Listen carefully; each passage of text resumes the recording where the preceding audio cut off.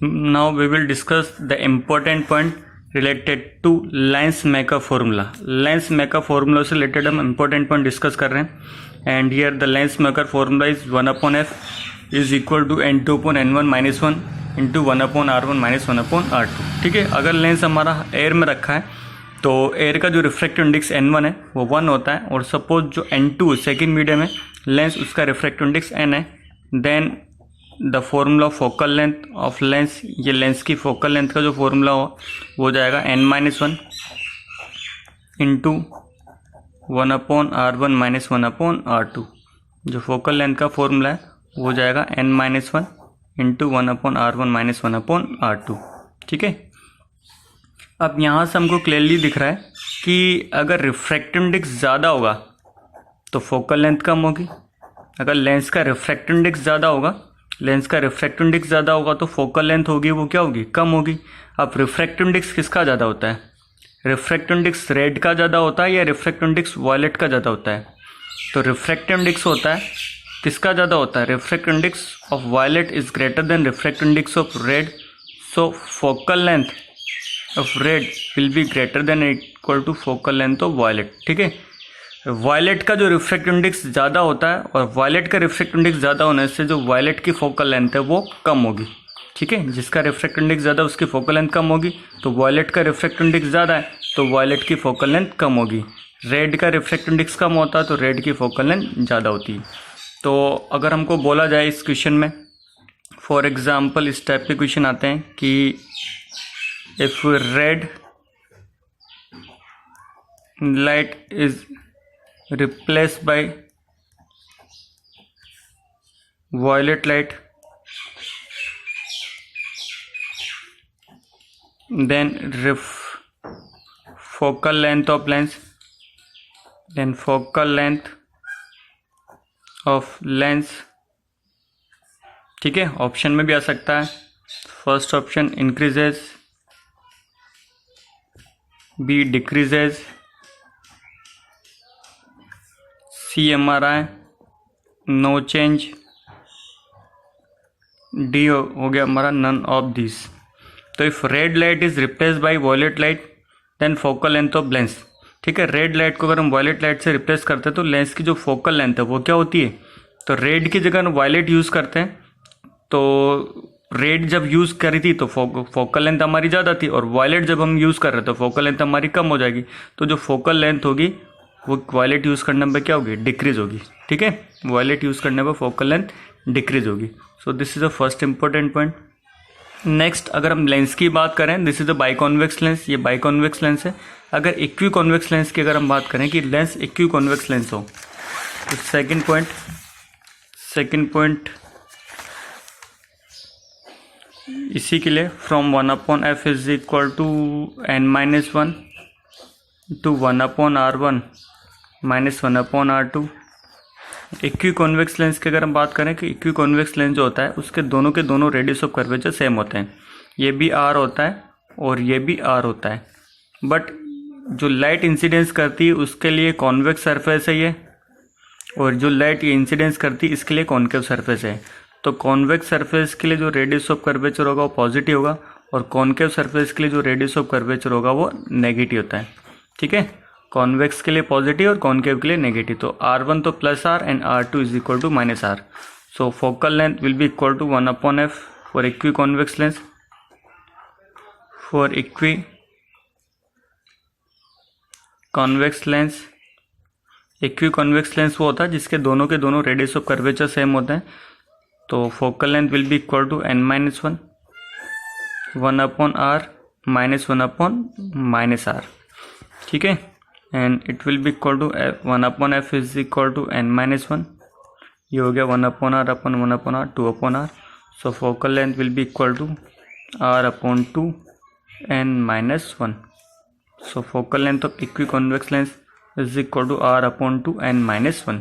Clear. Next for planoconvex lens,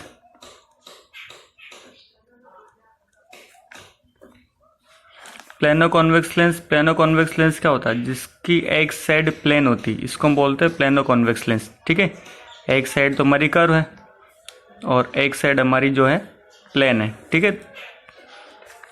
तो plano convex lens के लिए R1 is equal to plus r हो जाएगा, बट ये जो प्लेन सरफेस है, इस प्लेन सरफेस का जो रेडियस ऑफ कर्वेचर होता है वो इन्फिनिटी होता है, कोई लिमिट नहीं इसकी, ठीक है। सो यहाँ पर R1 तो plus r, but R2 is equal to minus r. So if you use the again formula, then focal length of planoconvex lens is given by n-1 into 1/r minus 1/infinity, और 1/infinity 0 हो गया, तो f is equal to r/n-1, sorry, focal length is equal to r/n-1। तो यहाँ पर हमको clearly पता चल रहा है कि जो फोकल लेंथ है वो किसकी ज़्यादा, प्लेनो कॉन्वेक्स लेंस की बाई कॉन्वेक्स लेंस से ज़्यादा है। तो focal length of planoconvex is equal to 2 time of focal length of, sorry, equiconvex. ये इक्वी कॉन्वेक्स है, ये इक्वी कॉन्वेक्स है, तो ये इक्वी कॉन्वेक्स है। तो इक्वी कॉन्वेक्स लेंस की जो फोकल लेंथ ऑफ हाफ होती है बाई कॉन्वेक्स लेंस है। तो focal length of planoconvex lens is equal to double of focal length of equiconvex lens. Clear? Next topic is effect of medium on the focal length of lens, ठीक है। ये हमारा important point number 4 है। तो medium का lens की focal length पर क्या इफेक्ट होता है वो हम यहाँ पे देखते हैं। तो सपोज एक लेंस है, सबसे पहले हमने इसको एयर में रखा, तो एयर में जो ऑब्जेक्ट से लाइट है इसके ऊपर इंसिडेंस होगी वो एयर टू ग्लास में इंसिडेंट होगी, ठीक है। वो कहाँ से कहाँ पे जाएगी, एयर से ग्लास में जाएगी। तो फर्स्ट मीडियम जो हमारा है वो फर्स्ट मीडियम एयर है। सपोज एयर का रिफ्रैक्टिव इंडेक्स n1 है जो कि 1 होता है, और सेकेंड मीडियम हमारा लेंस है जिसका refractive index n2 equal to n है। तो इस वाले केस में focal length in air 1/f air is equal to n2/n1, n2/n1, n1 is the 1, n2 यहाँ पर n ग्लास हम ले लेते हैं। Suppose n2 is the n glass upon n1 n air, 1 minus 1, 1/r1 minus 1/r2। Glass या lens ले लो, उसको ज़्यादा बेटर होगा, लेंस ले लो, ठीक है। n2 is equal to n lens.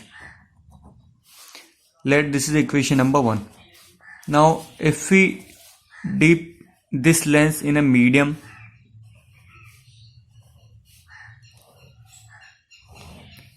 इस लेंस को अगर हमने मीडियम में डीप कर दिया, फॉर एग्जांपल वाटर में डीप कर दिया, किसी भी मीडियम में डीप कर दिया, and the refractive index of medium is n medium, तो ऑब्जेक्ट से अब जो लाइट रे इंसिडेंस करेगी वो मीडियम टू लेंस इंसिडेंस करेगी। तो यहाँ पर फर्स्ट मीडियम होगा तो वो तो मीडियम होगा, और सेकेंड जो मीडियम होगा वो यहाँ पर अगेन लेंस होगा, ठीक है। जहां से लाइट जाती है वो फर्स्ट मीडियम होता है, और जहां पे लाइट जाती है वो सेकंड मीडियम होता है। तो फर्स्ट मीडियम, तो जिस मीडियम में हमने इसको रखा, वाटर में रखा, ऑयल में रखा, वो होगा। तो सेकंड मीडियम जो होगा अगेन हमारा लेंस ही होगा, क्योंकि इस मीडियम से वाटर से लेंस में जा रही है। तो फर्स्ट मीडियम हमारा वाटर और सेकंड मीडियम हमारा लेंस होगा, ठीक है। इन जनरल एन मीडियम इसका रिफ्रैक्टिव इंडेक्स हम ले रहे हैं, तो in medium upon focal length in medium is equal to n2। n2 यहाँ पर n लेंस ही है, अपॉन n1, n1 होगा यहाँ पर n medium minus 1 upon 1/r1 minus 1/r2, ठीक है। अगर हम इसको एलसीएम लिखते हैं तो 1/f medium is equal to n lens minus n medium upon n medium into 1/r1 minus 1/r2। Clear हुआ? Let this is equation number 2।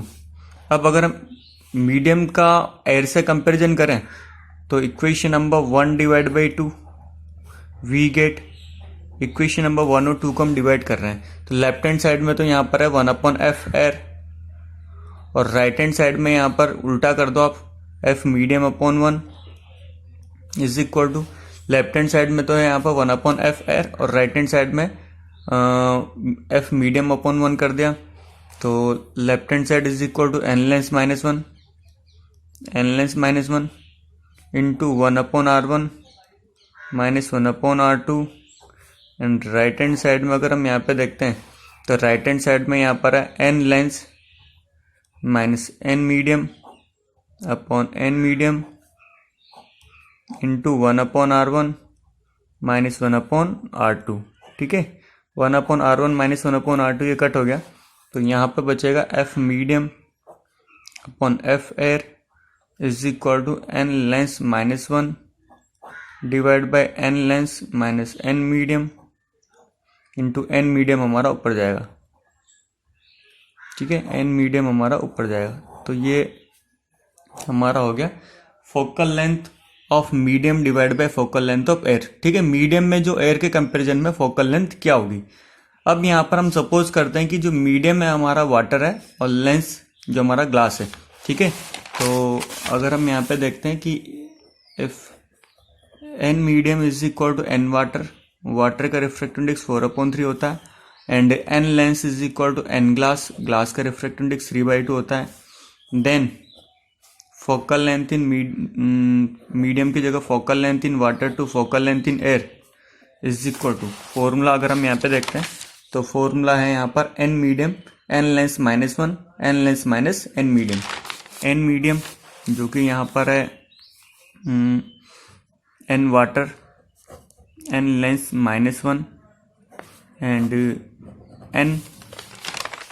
N lens minus n medium, it means n lens minus n water. ठीक है, so focal length in water to focal length in air is equal to n water, water यहाँ पर हो गया 4/3 into n lens minus 1 3/2 minus 1 n lens minus n water, n lens यहाँ पर 3/2 है minus 1, इसको सोल्व करेंगे तो यहाँ पर 4 आएगा। So focal length in water is equal to 4 time in focal length in air. ठीक है, अगर एक लेंस है हवा में उसकी फोकल लेंथ एफ है तो वाटर में उसकी फोकल लेंथ 4 टाइम्स हो जाती है। ठीक है, वाटर में अगर फोकल लेंथ यहाँ पर 4 टाइम होती है, हवा में अगर 1 है तो वाटर में 4, हवा में 10 है तो वाटर में 40 हो जाएगी।